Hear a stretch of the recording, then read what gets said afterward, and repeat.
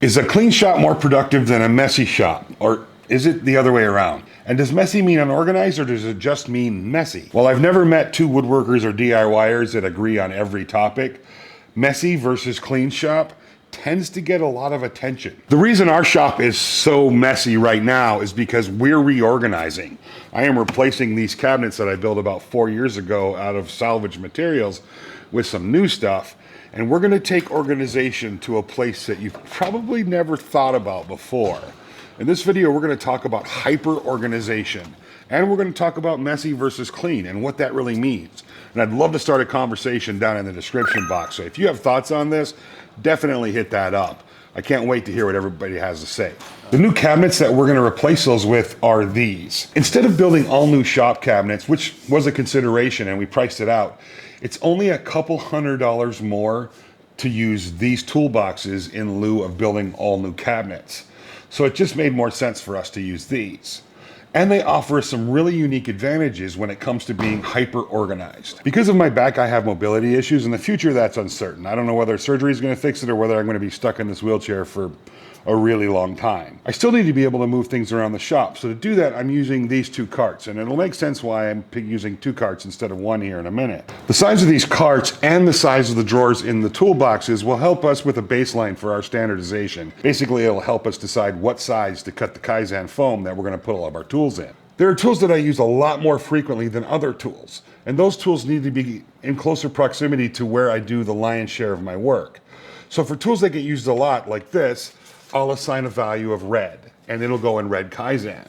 For tools like my hand saw that doesn't get used as frequently, but still gets used pretty often, I'll assign a value to green, and will go in green Kaizen. And then each of those different colors will go in their own individual toolboxes. Depending on how close the toolbox is to where I do the lion's share of my work, it'll either have red Kaizen or green Kaizen. This does a couple things. It makes sure I get the tools back where they go, and if I'm communicating with others, I can tell them it's in the red toolboxes or in the green toolboxes. For task-specific tools, like wrenches or sockets, I don't need to worry about that because they're going to go in their own work area. I will do that work here, and I would do the same for metal. For metal tools, they will go in their own work area. This is the cart that I'm going to use the most. So I've set it up a lot like a tool pouch. I've got my 3 12-volt drills on the side. I've got tools that I use very frequently on top. I even have a little pick 'em up stick here on the other side because I can't bend over to pick up things. Underneath the cart, I've got a dust extractor, and I can use that for cleaning and sanding operations with my hose management right up front. Behind that, I have a bucket for wood scrap, and behind that, I have a wastebasket for things that aren't wood scrap. I've got my main Kaizen cut, so I have a room for a tray in here for fasteners and all the other bits and bobs. Earlier, I mentioned standardization, and what I mean by that is the size of the Kaizen is standardized. So there's 3 different sizes of Kaizen foam pieces in here, and each of those is filled up with their own particular set of tools. Now, I can take these out and remove my main piece of Kaizen, and the other pieces will fit in here. Because these tools are all in the green foam, they're going to be a little bit further away from my main work area. I can bring my cart over, grab what I need, and then head back to my work area. The other side of it too is if I just need one set, I can just come over, grab it, put it on my cart, and then when I'm done, bring it back. I don't have to come over here every time I need an individual tool. Now for fasteners and other things that we just don't want to cut into Kaizen foam, we have these trays. We got these trays from Harbor Freight. Now on the top drawer, the big drawer, 6 of these small trays and one of these big trays fit really nicely. But in the lower drawers, 2 of these bigger trays almost fit, but not quite. So we had to cut each of the sides off, and we did that over on the bandsaw. Started by cutting the first side, flipping it around and cutting the other side, and then they fit in very nicely. We're dedicating one of these toolboxes completely to hardware, and Maggie already tackled that. She went through and sorted everything, and it was about 4 or 5 hours worth of work, but I've condensed it down to just a few seconds for you so you can enjoy her hard work.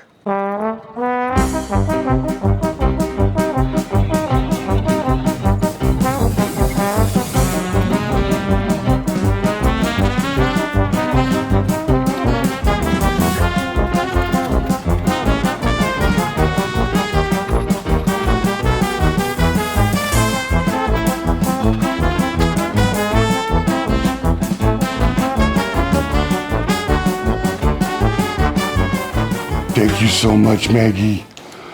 So what that looks like is this. You can see the 6 small ones and the 1 large one over here. And these are most of our small fasteners and frequently used fasteners. The other drawers have bolts in them, miscellaneous, washers, nuts, and below we have extra storage for more fasteners. I realize this level of hyper organization is not realistic for every shop. And there's a lot of different factors. The size of the shop, what kind of stuff you do, whether it's woodworking or making or beyond that. And there's budget constraints too.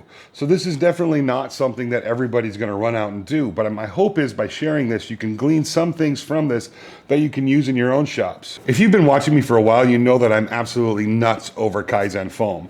I have a Kaizen wall. I use it all over my shop for different storage solutions, and it's the perfect fit for our hyper organization. Beyond that, it's just simple to use. You can order Kaizen in 48-inch by 24-inch wide sizes, and it comes in several different thicknesses and colors. But if you order in sizes like that, the shipping is an absolute killer. What I like to do is go to Kaizen Source and go to their pre-cut size page, and you can just tell them exactly what size you need and how many and what color and what size, and they'll cut it out for you and send it to you that way. That, and if I want to replace one of those smaller sections with different tools, I'm not buying a big old full sheet again and having to cut all the tools into the top again. I can just do one little section and move on. It's a common misconception that I CNC all the tool profiles into the Kaizen. That's not true. I cut them all in by hand. And because we do a lot of Kaizen foam, I have their cut kit. So they have a whole kit set up for doing exactly this. And this kit has everything I need to do all my layout and cutting. I'm going to do a quick demonstration cutting a tool in so you can see just how easy it really is. Before I make any cut, the first thing I'm going to do is lay out the tools that I want to use in this. Now, because this is a demonstration, I'm not going to lay out the whole piece. So I have this tool here that I want to use. I'm going to start by marking it out with a long nose marker. And that's going to give me my cut lines. Now for most things, I'm going to use a medium-sized knife. So when I'm selecting my depth of cut, I use the tool and the knife, and I just put the knife up next to it. Now in some cases you want the tool protruding out of the foam, but in my case I want it pretty much all the way in, so I'm going to go ahead and extend the knife out for the full depth of the tool. And then I'm going to come and cut on the inside of my lines.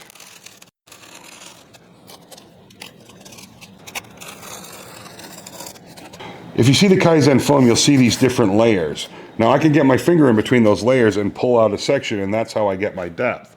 So I cut as deep as I want to go. I'm just going to stick my finger back here in the back and get it started underneath there.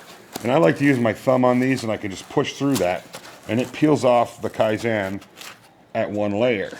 And now my tool will fit right in there. I need this tool below the surface or barely above it because the drawer that it fits in is really close to the top of this Kaizen. Now getting my fingers in here to get this tool out would be a bit of a trick. So I'm going to take the holster, that's what it's called, the holster, and I'm going to go ahead and punch a little hole right here and here, or cut out. So now I have finger holes to easily get in there and get the tool out and put it back. It's that easy and quick to cut tools into Kaizen foam. Now if you're a little bit OCD like me and you want to make sure that you're getting flat bottoms and you're getting all the right depths, they have tools in this kit to do all of that. One of my favorites are these. These don't come in the kit, but you put these in a drill and they spin really fast and you can get a nice flat surface on the bottom of your cut. They also have this tool. It's basically just like a grater that you can grade the bottom in larger cutouts, and it works fantastic. We're a long way from being done. We're just getting started, and to make that transition to a hyper-organized shop, it's going to take quite a bit of time. Are clean shops more productive or messy shops more productive? I mean, that is the question we asked at the beginning of this video.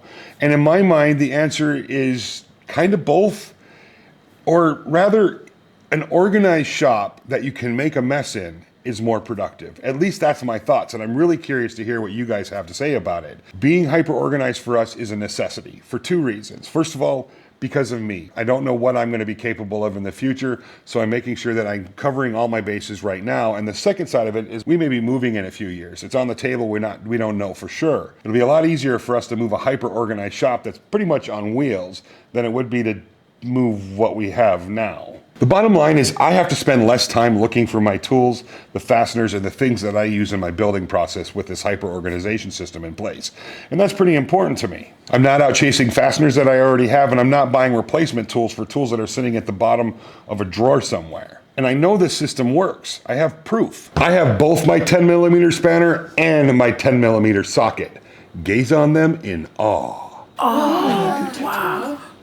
So yeah, I think a messy shop is a more productive shop than a shop that's always ultra clean. But that said, I think a well-organized shop that gets messy during a project is the most productive shop. At least that's my 2 cents. Thanks for taking the time to watch this video, and I hope there was something in here that you could glean and possibly use in your own shops. I'd love to hear some feedback. What do you guys think about this? Is it overboard? Is it just right? Messy shop, clean shop? I always like hearing your opinion, so hit it up down in the comment section below. As always, thank you very much for watching. Don't forget to check the links in the description box, and we'll see you in the next video.